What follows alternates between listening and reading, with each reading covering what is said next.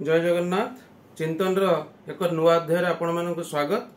आज वीडियो रे दीक्षा संबंध रे दुईटी छोट मूल्यवान तथ्य आपण सहित शेयर करी।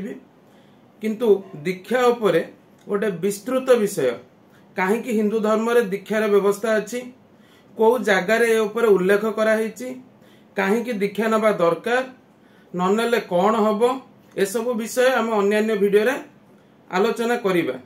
आज केवल जो माने दीक्षा नहीं अर्थात गुरुवरण करिसंती सनातन धर्म मतरे कुलार्णव तंत्र हिसाब रे दीक्षा ग्रहण करिसंती बा आगमोक्त विधान रे वैदिक रीति रे कौनसी भी गुरुंक पाखुरु सनातन धर्म मतरे जगन्नाथ संस्कृति मतरे दीक्षा ग्रहण करिसंती सेमानकर आवश्यक मानिबा दुईटी तथ्य।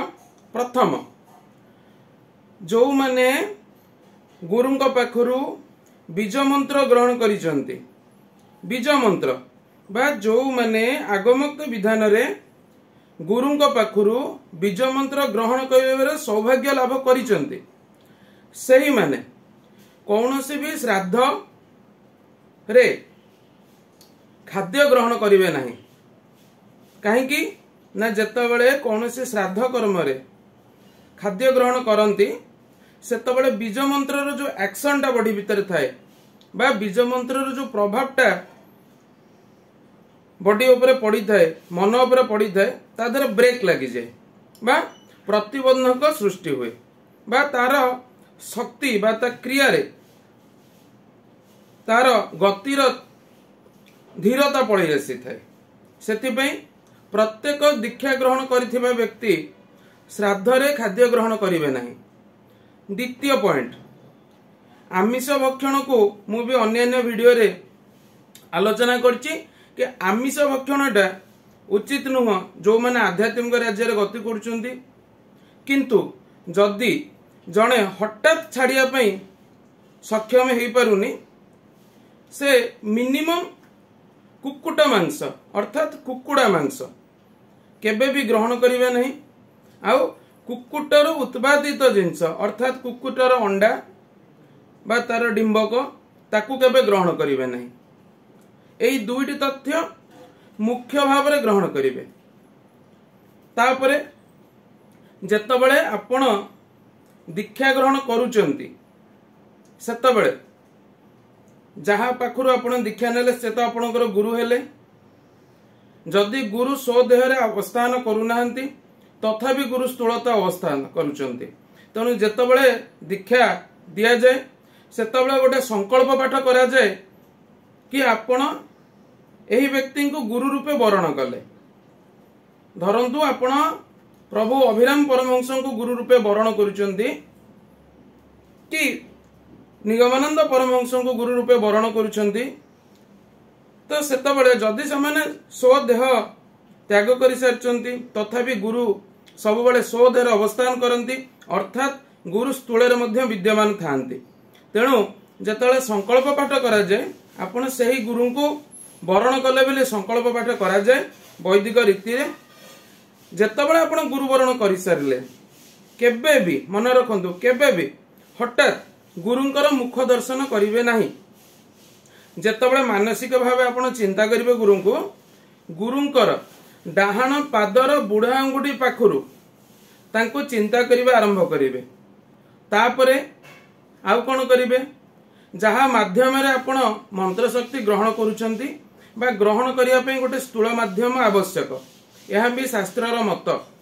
जहा माध्यम रे आपण मंत्र ग्रहण करूचंती जदि गुरु देह त्याग करि सारिछंती तापरे जहा हिंदू धर्मर धारा सेतबेले तांको आचार्य बोली कहा जाय हिंदू धर्म रे। तो से आचार्यंकर मध्य जेतेबेले तांको दर्शन करिवे हठात तांको मुह को दर्शन करिवे नाही। सेथिरे हुए कोन ना अनवस्था बोली गोटे दोष लागे। तेणु जेतेबेले आचार्य हुंतु किंबा आपणकर गुरु हुंतु जेतेबेले आपण तांको दर्शन करिबा पई जिबे सेतेबेले प्रथमे तांकर पादर बुढ़ा अंगुठी आपण तांको दर्शन आरंभ करिवे करी मुख दर्शन करिवे। यह होचे शास्त्र नियम नहले अनवस्था नामक एक दोष लगी थाए। आउ कौन करिवे जो माने दीक्षा ग्रहण करिसंती से माने निजर घरे कुटुंब रे जदि श्राद्ध क्रिया कहार होची केबे भी गौरिक वस्त्र पिंधिथिबा व्यक्ति बा गौर वस्त्र कमला रंगर वस्त्र पिंधिथिबा व्यक्ति को सेठिकी निमंत्रण करिवे नहीं। केवल काहाकू करि परिबे किए आसिले चलिमा ना आपणक गुरु किंबा आपणकर आचार्य से जगह को गले किछि प्रभाव पड़िबो नहीं। किंतु सही क्षेत्र रे कौनसी गौरिक वस्त्र पिंधिथिबा व्यक्ति को सेठिके आमंत्रण करा जाए नहीं। यह शास्त्रर विधान। आउ एई सब उपरे मु अन्य वीडियो रे मध्ये आलोचना करिवि जोटा कि कोठु आसीची जो कुलार्णव तंत्र कौन कुलार्णव तंत्र रे दीक्षा उपरे कौन कह जाईची कौन एकाक्षरी मंत्र प्रभाव पकाए एकाक्षरी मंत्र ननेले कौन हबो केमिति वेदर कर्मकांड करिवा पई एकाक्षरी मंत्र रे आवश्यकता पड़ी थाए केमिति गोटे लोक मृत्यु बेले तार विद्या आ गुरुदत्त एकाक्षरी मंत्र गुरुदत्त मंत्र जोटा को से वैदिक रीति रे आगमोक्त विधान रे ग्रहण देई थांती शिष्य को देई थांती मृत्यु बेले केवल सही मंत्र ही किपरि शिष्यर अनुगामी होई थाए। एई सब विषय में अन्य वीडियो रे मध्ये आलोचना करिवा दीक्षार विस्तृत विषय आलोचना करिवा काहे कि दीक्षार एते इंपोर्टेंस रहिची। केवल एई वीडियो रे मैं एतिकी कहि दउची जेपरि हिंदू मानकर 16 संस्कार र व्यवस्था अछि जहार गोटे उदाहरण दउची आपणकर पिलार जात कर्म पिलांकर व्रतपनयन विवाह कर्म एई प्रकार 16 कर्मर व्यवस्था अछि। सही प्रकार दीक्षा मध्य हिंदू धर्मर एक संस्कार बा अन्यान्य संस्कार रु अन्यतम संस्कार तेणु दीक्षा रूपक संस्कार करिबा अनिवार्य होइथाय। किंतु आजिकल जेहेतु दीक्षा को गोटे किछि व्यक्ति गोटे व्यवसाय हिसाब रे नहीं गलेनी जबरदस्त डाकिकी मंत्र दौचंती ए प्रकार मध्य देखा जाइछि केही किछि न जानि कि मध्य मंत्र नहीं जाउचंती मध्य सेमिति करबे उचित नुह। निजर मन जो पर्यंत न टाणीची निजे जो पर्यंत ए सब ऊपर क्लियर न बुझीचंती से पर्यंत कौनसी भी जगार मंत्र ग्रहण करबा उचित नुहे। निजे बुझिबा दरकार जानिबा दरकार तापरे प्रत्येकंकर गुरु मध्य अलग अलग हेकि अछंती मो गुरु जे से आपणक गुरु एई प्रकार मध्य न ही पारे तेणु जेतबेले आपणक गुरु आपण जानि परिबे बा चिन्हि परिबे तापरे आपण तांको पाखरु मंत्र ग्रहण करिवे काहा कथारे केबे पड़ी मंत्र ग्रहण करबा उचित नहे।